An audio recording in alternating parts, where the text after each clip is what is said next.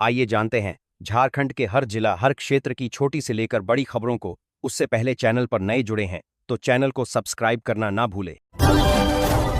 बड़ी खबरें। सारंडा एनकाउंटर में बड़ी सफलता। पश्चिम सिंहभूम के सारंडा जंगलों में सुरक्षा बलों और नक्सलियों के बीच भीषण मुठभेड़ हुई है। खबरों के मुताबिक 1 करोड़ के इनामी नक्सली अनलदा समेत कुल 15 नक्सली मारे गए हैं। ये झारखंड पुलिस और सीआरपीएफ का अब तक का सबसे बड़ा संयुक्त अभियान माना जा रहा है। निवेश और व्यापार। मुख्यमंत्री हेमंत सोरेन ने दावोस में वेलस्पन समूह से मुलाकात की, जिसने राज्य में 300 करोड़ रुपए के निवेश का प्रस्ताव रखा है। वहीं दिग्गज उद्योगपति अजीम प्रेमजी ने झारखंड विजन 2050 की सराहना की है। शिक्षा। हाल ही में आए यूपीएससी के नतीजों में झारखंड के कई युवाओं ने सफलता का परचम लहराया है। राजनीति और अपराध।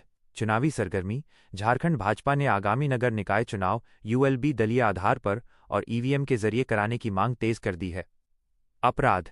पलामू में दिन दहाड़े गोलीबारी की घटना हुई है, जिसमें पूर्व मुखिया नवीन प्रसाद गंभीर रूप से घायल हो गए हैं। मौसम का हाल। झारखंड में अब ठंड का असर कम होने लगा है। आज का मौसम कुछ इस प्रकार है। तापमान। अधिकतम तापमान 25 डिग्री सेल्सियस और न्यूनतम 9 डिग्री सेल्सियस के आसपास है। स्थिति। आसमान साफ है और खिली हुई धूप की वजह से लोगों को सर्दी से राहत मिली है। सुबह के समय हल्का कोहरा देखा गया, लेकिन दिन में मौसम सुहावना बना हुआ है। महिलाओं के सशक्त और आत्मनिर्भर बनाने के लिए सरकार की ओर से कई प्रकार की योजनाएं चलाई जा रही हैं, जिनका उन्हें लाभ मिल रहा है। जैसे मध्य प्रदेश लाडली बहना योजना, महाराष्ट्र में माझी लाड़की बहना योजना सहित कई राज्यों में ऐसी योजनाएं चलाई जा रही हैं। इसका सीधा फायदा प्रदेश की महिलाओं को मिल रहा है। इसी कड़ी में बिहार सरकार की ओर से विधानसभा चुनाव से पहले महिलाओं के लिए लाभकारी योजना की शुरुआत की गई है। इस योजना के तहत राज्य की पात्र महिलाओं के खाते में 10,000 रुपये की आर्थिक सहायता प्रदान की जाएगी। सरकार का उद्देश्य प्रदेश की महिलाओं की सशक्त बनाने के साथ ही उनकी आमदनी में बढ़ोतरी करना है। आइए जानते हैं क्या है बिहार सरकार की यह योजना और इससे कैसे मिलेगा महिलाओं को लाभ। क्या है महिलाओं के लिए ये विशेष योजना। बिहार सरकार की ओर से महिलाओं के लिए रोजगार के अवसर बढ़ाने के लिए मुख्यमंत्री महिला रोजगार योजना की शुरुआत की गई है। इस योजना के तहत पात्र व चयनित महिलाओं के बैंक खातों में सीधे 10,000 रुपये की आर्थिक सहायता प्रदान की जाएगी। ये सहायता राशि उन्हें स्वरोजगार शुरू करने और आत्मनिर्भर बनने के लिए दी जा रही है। बता दें कि इस योजना की शुरुआत 7 सितंबर 2025 से हो चुकी है और 15 सितंबर से महिलाओं के बैंक खातों में डीबीटी डायरेक्ट बेनिफिट ट्रांसफर के जरिए पैसा ट्रांसफर किया जाएगा। बिहार सरकार मानना है कि इस योजना के माध्यम से प्रदेश की महिलाओं के लिए रोजगार शुरू करना आसान होगा और उनके आर्थिक स्तर में सुधार होगा। योजना के तहत 2 लाख रुपए की अतिरिक्त सहायता मिलने की संभावना। मुख्यमंत्री महिला रोजगार योजना बिहार के तहत राज्य सरकार की ओर से चयनित महिलाओं को पहली किस्त 10,000 रुपये दी जाएगी। इसके बाद 2 लाख रुपए की अतिरिक्त सहायता भी प्रदान की जा सकती है। इस योजना का उद्देश्य स्वरोजगार और छोटे व्यापार को प्रोत्साहन देना है।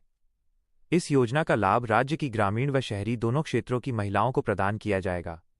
इस योजना के जरिए महिलाएं अपना छोटा मोटा व्यवसाय जैसे ब्यूटी पार्लर, सब्जी या किराना, मोबाइल रिपेयरिंग की दुकान, सिलाई कढ़ाई, खाद्य प्रसंस्करण इकाई की स्थापना, मोबाइल रिपेयरिंग या अन्य सेवा आधारित काम जैसी आजीविका शुरू कर सकती हैं। मुख्यमंत्री महिला रोजगार योजना में आवेदन के लिए पात्रता व शर्तें। मुख्यमंत्री महिला रोजगार योजना के तहत सिर्फ पात्र महिलाओं को ही आवेदन कर सकती हैं। ऐसे में योजना के लिए पात्रता व शर्तें निर्धारित की गई हैं, जो इस प्रकार से हैं। अगली खबर है कि दोस्तों, आज की इस वीडियो में हम एक ऐसी योजना लेकर आए हैं जो लाखों गरीब परिवारों के घर बनाने के सपने को पूरा कर रही है। अगर आपके पास अभी भी पक्का घर नहीं है तो आज की जानकारी आपकी जिंदगी बदल सकती है। प्रधानमंत्री आवास योजना। ये योजना देश के आर्थिक रूप से कमजोर परिवारों के लिए शुरू की गई है। इसके अंतर्गत योग्य परिवारों को पक्का मकान बनाने के लिए आर्थिक सहायता दी जाती है, ताकि वे सुरक्षित तरीके से अपना घर पूरा कर सकें। इस योजना का उद्देश्य है कि हर जरूरतमंद परिवार के पास रहने के लिए पक्का और मजबूत घर हो सके।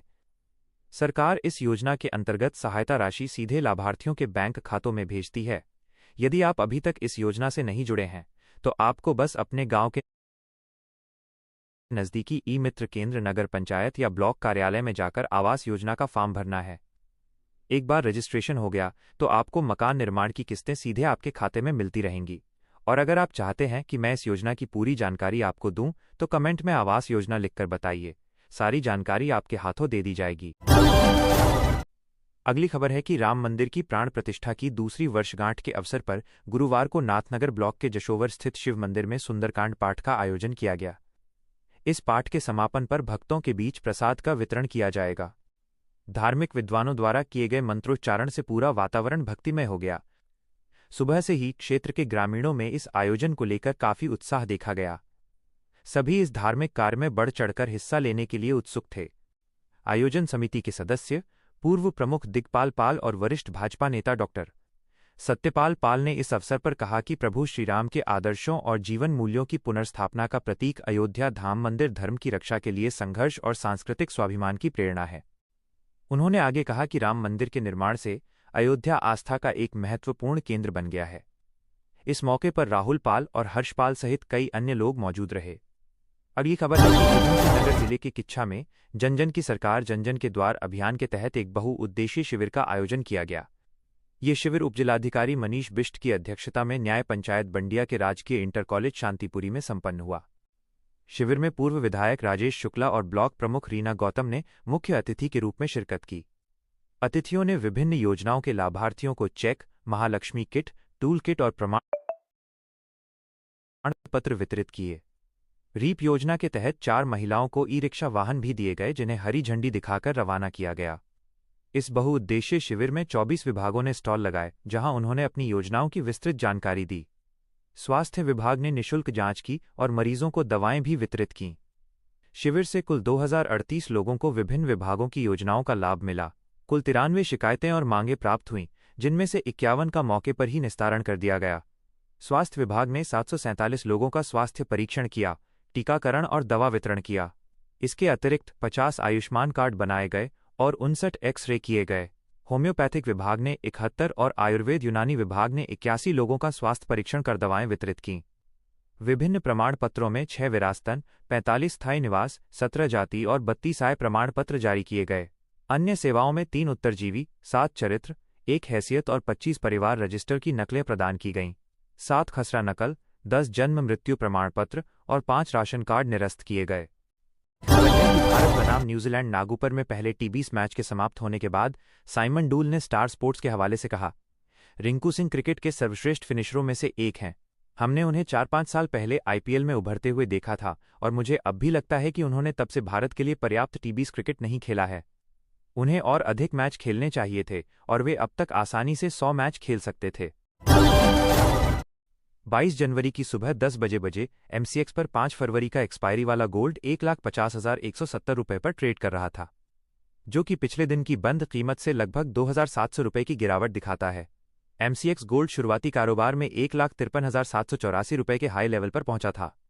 एमसीएक्स पर 5 मार्च 2026 का एक्सपायरी वाला सिल्वर 3,05,753 रुपये प्रति किलो पर ट्रेड कर रहा था, जो कि पिछले दिन की बंद कीमत से लगभग 12,800 रुपये की कमी दिखाता है।